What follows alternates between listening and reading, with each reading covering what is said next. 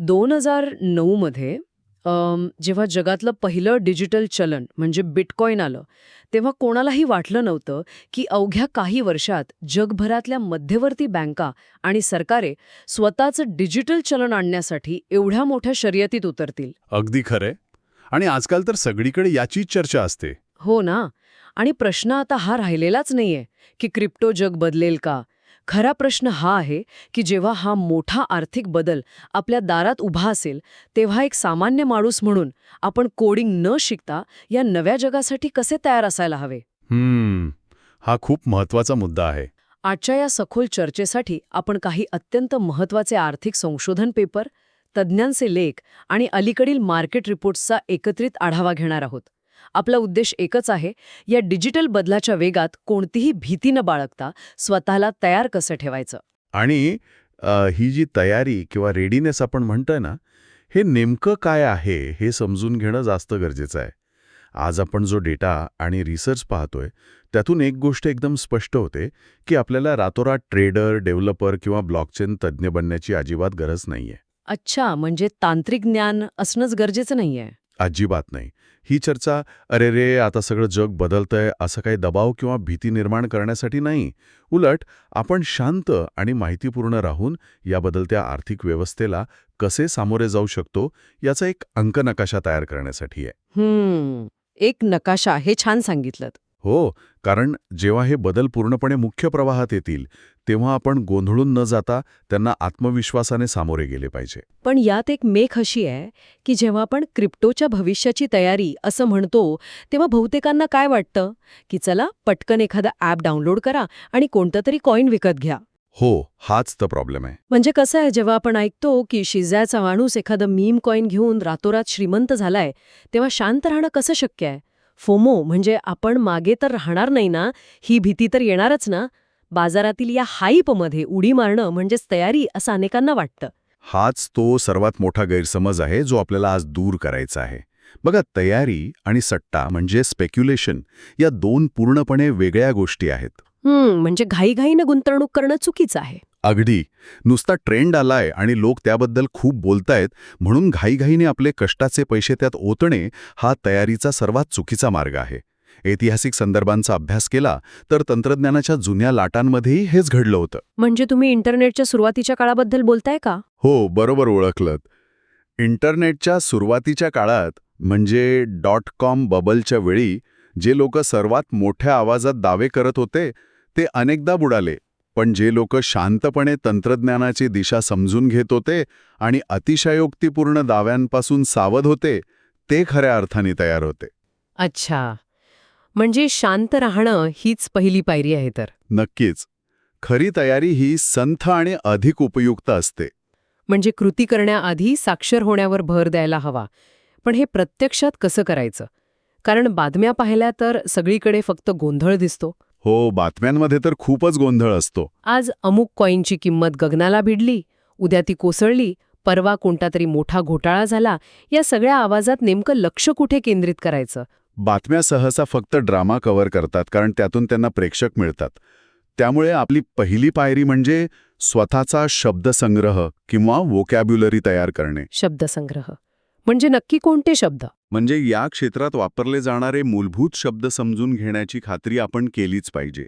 जसं की bitcoin, Ethereum, stable coins, digital wallets आणि रिझर्व्ह बँकेचे स्वतःचे चलन ज्याला आपण CBDC म्हणतो. हां, म्हणजे हे सगळे वेगळे आहेत. अगदी. जर आपल्याला ही भाषाच समजली नाही तर आपण चुकीचे प्रश्न विचारतो आणि साहजिकच चुकीच्या मार्केटिंगच्या जाळ्यात अडकतो. थांबा, इथेच मला एक साधी शंका आहे. नुसती नावे पाठ करून काय होणार? आता तुम्ही स्टेबल कॉईन म्हणालात. स्टेबल कॉईन आणि इतर क्रिप्टोमध्ये नक्की काय फरक असतो हे समजल्याशिवाय पुढची चर्चा कशी कळणार? हा खूप चांगला प्रश्न आहे.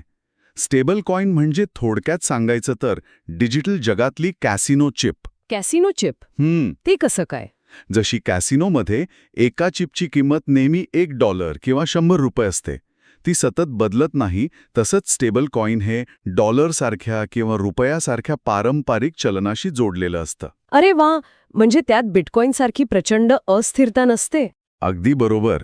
एका डॉलरची किंमत जेवढी तेवढीच एका स्टेबल कॉईनची किंमत. हे समजलं की लक्षात येतं की क्रिप्टो म्हणजे फक्त जुगार नाही, तर स्थिर मूल्याची देवाणघेवाण करण्याची एक सोयही असू शकते. हे थोडं विचित्र वाटेल, पण इथे दुसरा प्रश्न उभा राहतो. आपल्याकडे भारतात आधीच UPI आहे, जे एका सेकंदात काम करतं. मग हे डिजिटल रुपया किंवा खाजगी क्रिप्टोची गरजच काय?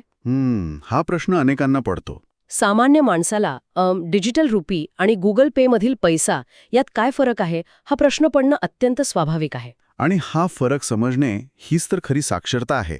बघा, आपण जे UPI वापरतो तो फक्त एक मेसेंजर आहे. मेसेंजर. म्हणजे तो फक्त निरोप देतो. हो, तो फक्त तुमच्या बँकेला संदेश देतो की माझ्या खात्यातून पैसे काढा आणि दुसऱ्याच्या खात्यात टाका. प्रत्यक्षात बँकांच्या सर्व्हरवर पैशांची नोंद बदलावी लागते, ज्याला वेळ लागतो. अच्छा, म्हणजे बँक अजूनही मध्ये असतेच. नक्कीच. पण डिजिटल रुपया म्हणजे CBDC हे स्वतःच एक चलन आहे, फक्त ते डिजिटल स्वरूपात आहे. म्हणजे प्रत्यक्ष नोटेसारखं. अगदी. जशी आपण खिशातून प्रत्यक्ष नोट काढून देतो आणि तिथेच व्यवहार पूर्ण होतो, त्यामध्ये कोणत्याही मध्यस्थ बँकेची गरज नसते, तसाच हा प्रकार आहे. आणि जेव्हा आपण यूज केसेस म्हणजे प्रत्यक्ष वापराकडे लक्ष देतो, तेव्हा अशाच पायाभूत बदलांकडे पाहायचे असते. म्हणजे तंत्रज्ञान कसं काम करतं याकडे लक्ष द्यायचं, त्याच्या रोज बदलणाऱ्या किमतीकडे नाही. अगदी. उदाहरणार्थ 2 देशांदरम्यानच्या व्यवहारांमध्ये, ज्याला क्रॉस बॉर्डर पेमेंट्स म्हणतात, तिथे या तंत्रज्ञानाचा वापर कसा होतोय हे पहा. हो, ते खूप महाग आणि वेळखाऊ असतं ना. हो ना. आजकाल एका देशातून दुसऱ्या देशात पैसे पाठवायचे तर बँका खूप वेळ आणि मोठी फी घेतात. पण ब्लॉकचेनमुळे हे काम काही सेकंदात आणि अत्यंत कमी खर्चात होऊ शकतं. बापरे, म्हणजे हा खूप मोठा बदल आहे. आणि बघा, जेव्हा एखादं तंत्रज्ञान अशा प्रकारे पायाभूत सुविधा बनते, तेव्हा ते बातम्यांमध्ये रोमांचक वाटणं बंद होतं. ते कंटाळवाणे वाटू लागते, कारण ते दैनंदिन जीवनात उपयुक्त बनलेले असते. उपयुक्तताच समाजाला खऱ्या अर्थाने बदलते. हे सगळं उपयुक्त ठरेल हे मान्य. पण स्मार्ट कॉन्ट्रॅक्टसारख्या गोष्टींबद्दलही आपण ह्याच सोर्सेसमध्ये वाचतो, जिथे पैशांचा व्यवहार अटी पूर्ण झाल्यावर आपोआप होतो. हो, स्मार्ट कॉन्ट्रॅक्ट्स हा एक क्रांतिकारी भाग आहे. म्हणजे थोडक्यात एका वेंडिंग मशीनसारखं. मशीनमध्ये पैसे टाकले, बटन दाबलं की वस्तू खाली येते, मध्ये कोणताही माणूस नसतो. पण जेव्हा सगळाच पैसा एका कोडमध्ये असेल, तेव्हा तो कोड हॅक झाला तर काय? हां, सुरक्षेचा प्रश्न तर येणारच. जिथे पैशांचा आणि तंत्रज्ञानाचा संबंध येतो, तिथे सुरक्षेचा प्रश्न सर्वात आधी उभा राहतो, नाही का? हा अत्यंत कळीचा मुद्दा आहे.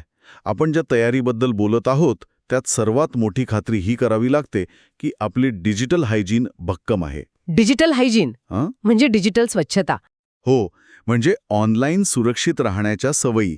आर्थिक तयारी म्हणजे फक्त फायदा कुठे होईल हे पाहणे नव्हे, तर संभाव्य धोके समजून घेणे. धोके म्हणजे नक्की कोणते? बाजारातील प्रचंड अस्थिरता, फसवणूक आणि चुकीची माहिती देऊन गळ्यात गोष्टी मारणे हे या क्षेत्रातील एक कटू वास्तव आहे. भविष्यात आपले आर्थिक मूल्य आणि आपली डिजिटल ओळख एकमेकांशी पूर्णपणे जोडली जाईल. मग अशा जगात स्वतःची सुरक्षा सुनिश्चित करण्यासाठी नेमकी काय काळजी घेतली पाहिजे? सर्वात आधी 2 फॅक्टर ऑथेंटिकेशन म्हणजे 2FA सारख्या गोष्टी अनिवार्य करणे. अत्यंत कठीण पासवर्ड्स वापरणे. पण त्याहीपेक्षा महत्त्वाचे म्हणजे चुकीची माहिती आणि फसवणुकीपासून सावध राहणे. म्हणजे स्कॅम्सपासून सावध राहणं. हो, क्रिप्टो संस्कृतीत नेहमीच एक मोठा धोका राहिला आहे की येथील प्रचंड उत्साहामुळे अनेक भामटे आकर्षक योजनांचे आमिष दाखवून सामान्य लोकांना फसवतात. ही लिंक क्लिक करा आणि दुप्पट कॉइन्स मिळवा, असे मेसेजेस येतात तसे. अगदी तेच. अशा घाईघाईने येणाऱ्या मेसेजेसपासून अत्यंत सावध राहण्याची वैयक्तिक शिस्त अंगी बाणवणे ही काळाची गरज आहे. म्हणजे थोडक्यात सांगायचं तर, जिथे उत्साह असतो तिथेच फसवणूक करणारेही सर्वात आधी पोचतात. 100%. भविष्यात कोणत्याही मोठ्या डिजिटल बदलाच्या वेळी हेच होणार आहे.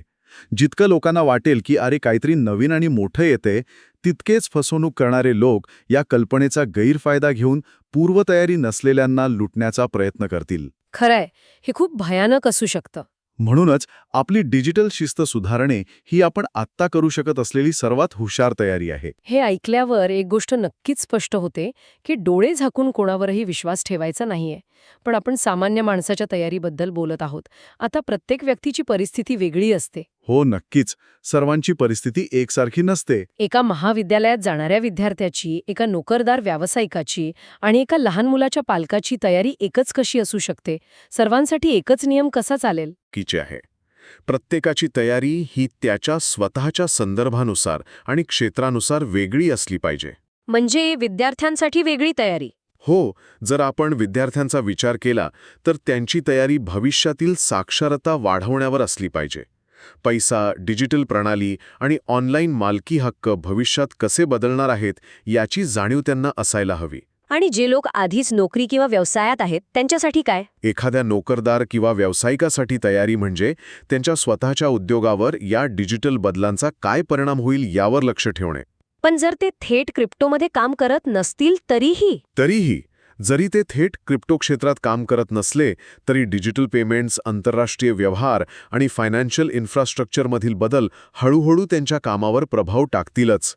व्यावसायिकांना मूल्य देवाणघेवाणीतील इतके मोठे बदल दुर्लक्षित करण्याची लक्झरी परवडत नाही. आणि पालकांनी काय भूमिका घ्यावी, कारण नवीन पिढी तर या तंत्रज्ञानातच जन्म घेत आहे. पालकांसाठी तयारी म्हणजे आपली मुलं ज्या नवीन डिजिटल जगात पाऊल ठेवत आहेत ते जग समजून घेणे. पुढची पिढी डिजिटल ॲसेट्स आणि ऑनलाईन कम्युनिटीजकडे अत्यंत नॅचरल दृष्टिकोनातून पाहिल. म्हणजे त्यांना ते सगळं खूप सोपं वाटेल. हो, त्यामुळे पालकांचं काम केवळ बंदी घालणे हे नाही, तर या सर्व गोष्टी समजून घेऊन मुलांना सुरक्षिततेचे मार्गदर्शन देणे. हे सर्व ऐकताना मला भारताचा संदर्भ खूप महत्त्वाचा वाटतो. आपण कधीकधी तंत्रज्ञान स्वीकारायला संथ वाटतो, पण जेव्हा एखादी गोष्ट उपयुक्त ठरते तेव्हा आपण ती ज्या वेगाने स्वीकारतो ते थक्क करणारं असतं. UPIचं उदाहरण आपण पाहिलंच आहे. भारताचे मॉडेल जगासाठी खरोखरच अभ्यासाचा विषय आहे. मोबाईल पेमेंट्स आणि स्कॅन बेस्ड ट्रान्सफर्स आपण किती वेगाने आणि सहजतेने दैनंदिन जीवनाचा भाग बनवले हे आपण पाहिले आहे. हो, आजकाल तर भाजीवाला पण स्कॅनर घेऊन बसतो. अगदी. समाजाला जेव्हा एखादी व्यवस्था उपयुक्त आणि सुरक्षित वाटते तेव्हा ती क्षणार्धात तळागाळापर्यंत पोहोचते. त्यामुळे क्रिप्टो आधारित व्यावहारिक मॉडेल समोर आली तर भारत ती अत्यंत वेगाने स्वीकारू शकतो. पण त्यासाठी कोणत्या गोष्टींवर लक्ष ठेवायला हवं? इथे आपल्याला सरकारी नियमन म्हणजे रेग्युलेशन्स आणि डिजिटल रुपया हे खाजगी क्रिप्टोसोबत कसे काम करतील यावर बारकाईने लक्ष ठेवावे लागेल. तसंच व्यवसाय या नवीन बदलांना कसे सामावून घेतात हे पाहावे लागेल. म्हणजे दुर्लक्ष करून चालणार नाही. अजिबात नाही. भारताची डिजिटल अनुकूलता पाहता अज्ञानी राहणं हा आपल्यासाठी पर्यायच उरलेला नाहीये. यावरून एका मोठ्या प्रश्नाकडे आपण वळतो. म्हणजे भविष्यात जुन्या बँकिंग सिस्टम हे जे आपले पारंपरिक मार्ग आहेत ते पूर्णपणे नष्ट होतील आणि फक्त क्रिप्टो किंवा डिजिटल चलनच शिल्लक राहील असं म्हणायचं आहे का?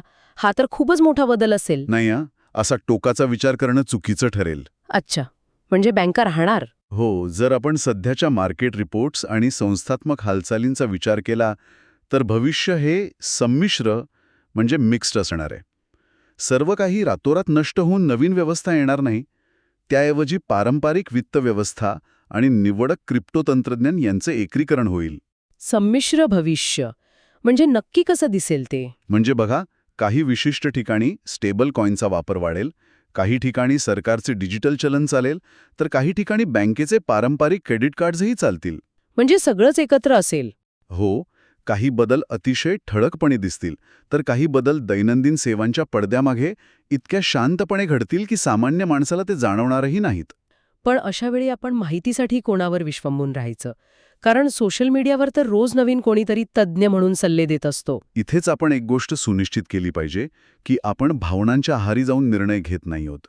ऑनलाईन इन्फ्लुएन्सर्सवर आंधळेपणाने विश्वास ठेवू नका. हो, ते तर फक्त व्ह्यूजसाठी काहीही सांगतात. बरोबर. आत्मविश्वास म्हणजे शहाणपण नव्हे हे सूत्र कायम लक्षात ठेवा. याउलट गंभीर संस्थांकडे लक्ष द्या. गंभीर संस्था म्हणजे नक्की कोण? बँका आणि सरकार? अगदी.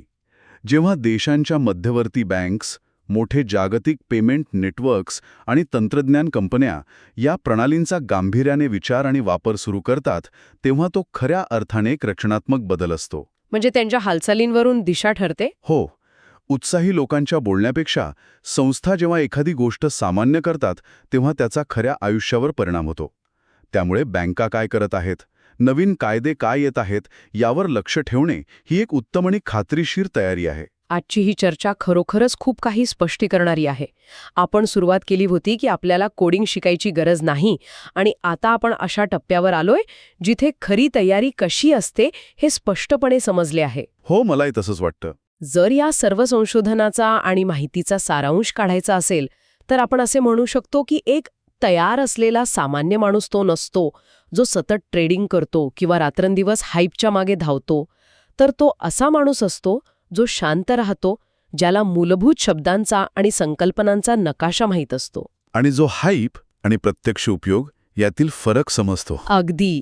आणि जो गोंधळ उडण्याची वाट न पाहता आधीच साक्षर होतो. आणि हे सर्व समजून घेणं यासाठी आवश्यक आहे, कारण जरी आपण स्वतः कधीच थेट क्रिप्टो वापरले नाही, तरीही समाजाच्या पायाभूत सुविधा हळूहळू याच तंत्रज्ञानावर चालण्याची दाट शक्यता आहे. म्हणजे आपल्या नकळत आपण ते वापरत असू. हो, आपण रोज कोणते पेमेंट नेटवर्क वापरतो किंवा आपली डिजिटल ओळख कशी हाताळली जाते, हे नेहमीच आपण स्वतः ठरवत नाही. कधीकधी ते सिस्टम ठरवते आणि आपण फक्त ते वापरतो. पण ते बदल आपल्या दैनंदिन जीवनावर, आपल्या पैशांच्या सुरक्षितेवर थेट परिणाम करतात. एका अशा प्रश्नावर आपण थांबूया, जो कदाचित थोडा अस्वस्थ करेल, पण विचार करायला नक्कीच भाग पाडेल. सांगा. आपण पैशांच्या भविष्याबद्दल बोललो, पण भविष्यात जर आपल्या पैशांचे व्यवहार पूर्णपणे प्रोग्रॅमेबल आणि डिजिटल झाले, तर आपली डिजिटल ओळख आणि आपले आर्थिक स्वातंत्र्य यातील सीमारेषा पूर्णपणे पुसट होईल का? खूपच गंभीर विचार आहे. हो ना. आणि जर असं झालं, तर त्या पूर्णपणे जोडलेल्या जगात आपला आपल्याच माहितीवरील आणि संपत्तीवरील अधिकार किती सुरक्षित राहील, या सखोल चर्चेनंतर एक सामान्य माणूस म्हणून आपण विचार करायला हवा की आपण सर्वात आधी कशाची तयारी केली पाहिजे. डिजिटल जागरूकता, कडक नियमन, वैयक्तिक सुरक्षा की बदलणारे पेमेंट सिस्टम? श्रोत्यांनी यावर नक्की विचार करावा. जर या चर्चेने गोंधळापलीकडे जाऊन काही नवीन दृष्टिकोन दिला असेल, तर ही सखोल चर्चा इतरांसोबत नक्की शेअर करावी. इंटरनेट वापरण्यासाठी जसं इंटरनेट शोधावं लागलं नाही, तसंच डिजिटल भविष्यात सुरक्षित राहण्यासाठी कोडर बनण्याची गरज नाही, फक्त साक्षर असणं पुरेसं आहे. विचार करत रहा आणि सुरक्षित रहा.